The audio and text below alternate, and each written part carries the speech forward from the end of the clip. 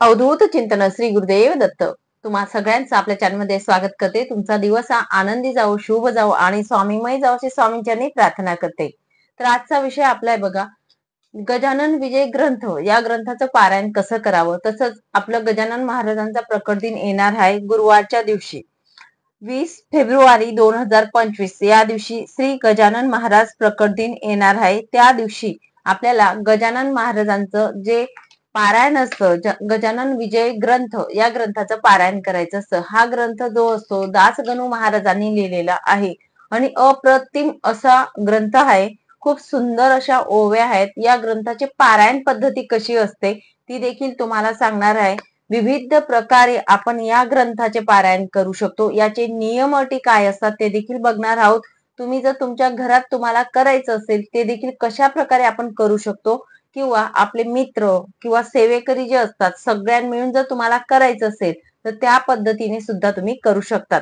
तर सगळ्यात आधी तुम्हाला सांगेल, श्री स्वामी समर्थ महाराज यांचा अंश जो असतो, अंश मानला जातो तो म्हणजे गजानन महाराजांचा, आणि शिर्डीचे साई बाबा जे आहेत ते, हे दोघी जे आहेत हे आपले श्री स्वामी समर्थ महाराजांचा अंश मानला जातात आणि आहेतच, त्याबद्दल इश्यूच नाही. तर गजानन महाराजांचं शेगावला मंदिर खूप सुंदर आहे, हे सगळ्यांनाच माहिती आहे.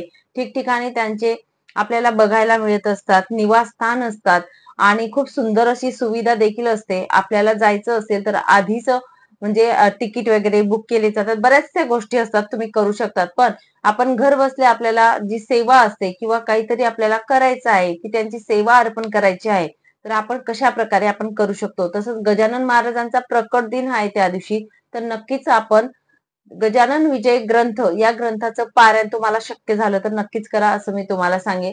त्यांचा मंत्र जो आहे गणगण गणात बोते हा आवडता मंत्र आहे. त्यांच्या मुखात तो मंत्र नेहमीच राहायचा, म्हणून या मंत्र जप तुम्हाला म्हणजे करू शकतात. त्यानंतर तुम्हाला सांगेल की गजानन महाराजांचं जे पारायण आहे तो ग्रंथ मी तुम्हाला अगोदर दाखवते, तो माझ्याकडे अवेलेबल आहे.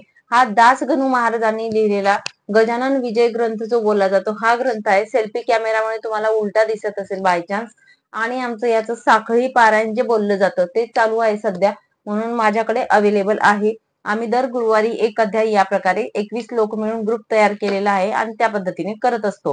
म्हणजे एका गुरुवारी एक पारायण होऊन जात असतं. तर याचे आपण पारायण पद्धती कशी असते ते बघूया. जर तुम्हाला करायचं असेल तर नक्कीच करा. मागे मी जो व्हिडिओ टाकलेला होता गजानन विजय ग्रंथाचे लग्नासाठी अडथळे जर येत असतील तर नक्कीच त्याचा संपुट लावून जे पारायण केले जातात याचा खूप छान प्रकारात परिणाम बघायला मिळत असतो, रिझल्ट मिळतो आपल्याला सेवेचा. तर नक्कीच तुम्ही करा. पण मात्र आपलं फक्त सेवा म्हणून अर्पण करायची आहे किंवा कुठलं दुःख आहे किंवा कुठल्या अडचणी आहेत, तुम्ही जर गजानन महाराजांचे भक्त असणार तर आपण कोणत्या पद्धतीने पारायण करावं. तर सगळ्यात आधी तुम्हाला सांगेन, हे ग्रंथ हा जो ग्रंथ आहे या ग्रंथामध्ये 21 अध्याय येत असतात. आता 21 अध्याय जे असतात हे आपले जसं स्वामी चरित्र सारामृत हा जो ग्रंथ आहे त्यापेक्षा थोडा मोठा येईल हा ग्रंथ, तेवढा नसेल, त्यापेक्षा जरा थोडा मोठा येईल. अध्याय थोडे थोडे मोठे येत असतात, ते छोटे येत असतात. स्वामी चरित्र सारामृत हा पहिला जो ग्रंथ होता जुना, दिंडोरी प्रणीत जो आता आलेला हा छोटा आहे, पण पहिला जुना जो होता तेवढा येईल असं मला वाटतं. तर 21 अध्यायी आहे. तर हा ग्रंथाचं पारायण करत असताना बघा, तुम्ही गुरुवारच्या दिवशी एका वेळी तुम्ही एका बैठकीत पूर्ण अध्याय पठण करू शकतात. या प्रकारे देखील तुम्ही पारायण करू शकतात. नाही शक्य झालं तर एक दिवसीय पारायण करू शकतात. आता एक दिवसीय पारायण म्हणजेच काय, तर एका दिवसामध्ये तुम्हाला म्हणजेच गुरुवारच्या दिवशी एका दिवसामध्ये तुम्हाला एक पारायण पूर्ण करायचंय. तुम्हाला वेळ जसा शक्य होईल त्या प्रकारे तुम्ही अध्याय पठण करायचे. बाकी सकाळी करा, बाकी दुपारी करा, बाकी रात्री करा, या पद्धतीने तुम्ही करू शकतात. त्यानंतर तुम्हाला सांगेल, तुम्हाला जर 3 दिवसीय पारायण करायचं असेल तर 3 दिवसामध्ये हे पारायण कंप्लीट करायचंय. 7-7-7 या प्रकारे तुम्ही 3 दिवसामध्ये एक पारायण तुमचं पूर्ण होईल. नंतर 7 दिवसीय पारायण देखील तुम्ही करू शकतात. 7 दिवसीय पारायण करण्यासाठी 3-3 अध्याय तुम्हाला दररोज पठण करायचे आहे आणि 7 दिवसानंतर तुमचं एक पारायण कंप्लीट होईल. त्यानंतर जसं आम्ही करत आहोत, 21 लोक मिळून 21 सेवेकरी मिळून एक ग्रुप बनवायचा आहे आणि आपण कुठल्याही गावात कोणत्याही शहरात असलो, कोणतीही कुलदेवी असली, मात्र 21 लोकां मिळून जर आपण एक एक अध्याय पठण केले क्रमाने एक एक अध्याय पठण केले तर आपलं एक पारायण आपण गुरूंच्या चरणी म्हणजे हे गुरुवारी केलं अगदी तरी चालत असतं आणि आपला महाराजांचा वार गुरुवार असल्यामुळे त्या दिवशी आपण करावं. तर त्या दिवशी 21 मिळून आपण एक पारायण पूर्ण करू शकतो. म्हणजेच आपले 21 जेव्हा आपले आवर्तन एक पूर्ण होतं तेव्हा 21 पारायण आपले कंप्लीट होत असतात. या पद्धतीने आपण पारायण करू शकतो. तर असे ठराविक आणि वेगवेगळ्या पद्धतीने ठराविक दिवशी देखील आपण करू शकतो आणि वेगवेगळ्या पद्धतीने देखील करू शकतो. आता गुरुवारीच करावं का? तुम्हाला वेळ साध्य होईल या प्रकारे देखील तुम्ही करू शकतात. दशमी, एकादशी आणि द्वादशी या 3 दिवसांमध्ये देखील तुम्ही केव्हाही तुम्हाला वेळ साध्य होईल. 1 दिवसीय करा, 3 दिवसीय करा तरी देखील चालेल. अशा पद्धतीने तुम्ही पारायण करू शकतात. आता पारायण करत असताना एका सुरात, एका लयात तुम्हाला करायचंय. चुकीचे शब्द आपल्याकडनं उच्चार होणार नाहीत याची काळजी आपण घ्यायची आहे. गण गण गणात बोते हा मंत्राचा जप, एक माळ जप तुम्हाला करायचे. महाराजांची, गजानन महाराजांची आरती तुम्हाला करायची आहे. त्या दिवशी नैवेद्य तुम्हाला दाखवायचं आहे. नैवेद्यामध्ये तुम्हाला आपलं वाचन, पोथी वाचन झाल्यानंतर किंवा पारायण पूर्ण झाल्यानंतर तुम्ही अगदी पिठलं भाकरीचा नैवेद्य त्यांना दाखवू शकतात. कांदा, लिंबू अशा प्रकारे दाखवू शकतात. अजून मेथीची भाजी आवडत असते म्हणून मेथीच्या भाजीचा नैवेद्य सुद्धा तुम्ही गजानन महाराजांना दाखवू शकतात. या प्रकारे दाखवायचं आहे.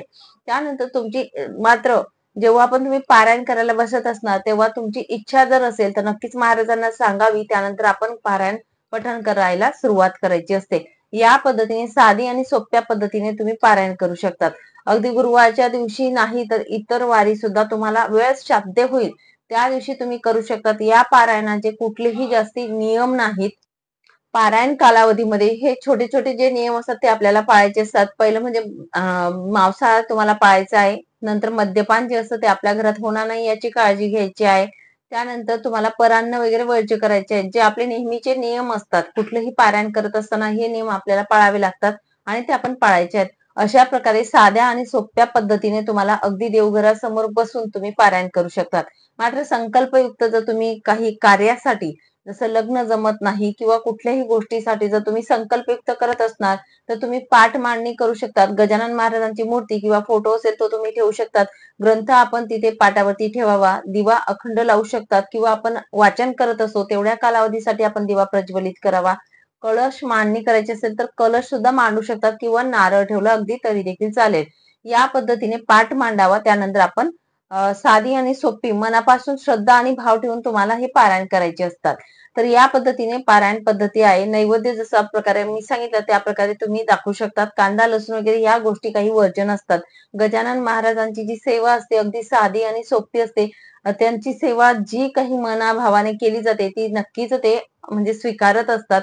आणि सगळ्यांनीच तुम्हाला सांगेल की गजानन महाराजांचा प्रकट दिन आहे त्या दिवशी शक्य झालं तर नक्कीच थोडी का असे ना आपल्याकडून सेवा नक्कीच करायचा प्रयत्न करा. आपल्या देवघरामध्ये जरी स्वामी समर्थ महाराजांचं स्थान असलं तरी गजानन महाराज हे स्वामी समर्थ महाराजांचाच एक अंश आहेत. म्हणून आपल्याला जरी बाकी सेवा आपल्याकडनं घडल्या नाही घडल्या तर तुम्हाला सांगेल गजानन महाराजांची आरती त्या दिवशी नक्कीच घ्या. गजानन महाराजांना जो पदार्थ आवडतो म्हणजेच पिठलं भाकरी जे आवडत असतं तो पदार्थ बनवायचा आहे. मेथीची भाजी बनवायची आहे. गोडाचा थोडासा शिरा बनवला आपण अगदी तरी देखील चालेल. कारण गजानन महाराजांचा त्या दिवशी प्रकट दिन असल्याने त्यांचा प्रकट दिन आपल्याला अशा प्रकारे साजरी करायचा आहे. फूल, धूप, दीप त्या दिवशी आपल्याला महाराजांना दाखवायचा आहे. तर अशी साधी आणि सोपी पूजा तुम्ही त्या दिवशी करू शकतात आणि तुम्हाला पारायण करायचं असेल तर त्या दिवशी आपण पारायण देखील करू शकतो. तुम्हाला साखळी पारायण किंवा मग 21 लोक मिळून जे पारायण केलं जातं त्याची देखील सुरुवात त्या दिवशी तुम्ही करू शकतात. चला मग सांगितलेली सेवा ही महाराजांच्या चरणी अर्पण करते आणि इथेच विराम घेते. श्री स्वामी समर्थ अवधूत चिंतन श्री गुरुदेव दत्त.